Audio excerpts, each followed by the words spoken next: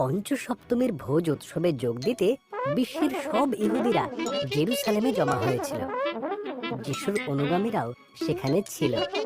তারা সবাই একত্রিত হয়ে যিশুর উপহারের জন্য অপেক্ষা করতে লাগলো। উৎসবের সময় ঈশ্বরের উপহার এলো। সেই সময় যে বাড়িটিতে তারা একত্রিত হয়েছিল সেটি এক ভীষণ বাতাসের শব্দে ভরে গেল। এরপর যিশুর অনুগামীদের প্রত্যেকের মাথার উপর যেন এক জ্বলন্ত আগুনের শিখা দেখা গেল।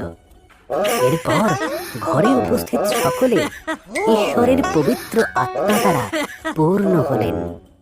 তিনি পৃথিবীর নানা প্রান্ত থেকে আসা ইহুদিরা এই কথা শুনে আশ্চর্য হয়ে গিয়ে বলল, ওরা আমাদের ভাষায় কথা বলছে। ঈশ্বর যে মহান কাজগুলি করেছেন তার বর্ণনা করছে।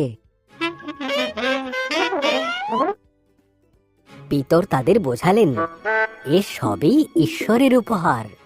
বহু আগেই এই প্রতিজ্ঞা করা হয়েছিল, যা মসীহ যিশুর মধ্য দিয়ে আমাদের কাছে এসেছে।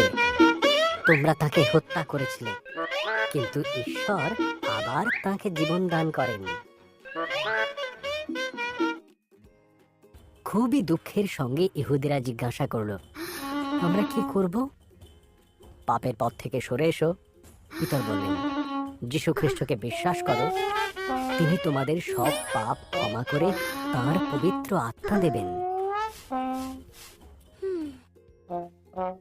সেই দিনই ৩,০০০ মানুষ বাপ্তিস্ম নিল। এই ৩,০০০ মানুষ সমস্ত মানুষের মধ্যে প্রথম যারা যিশুকে উদ্ধারকর্তা বলে মানবে।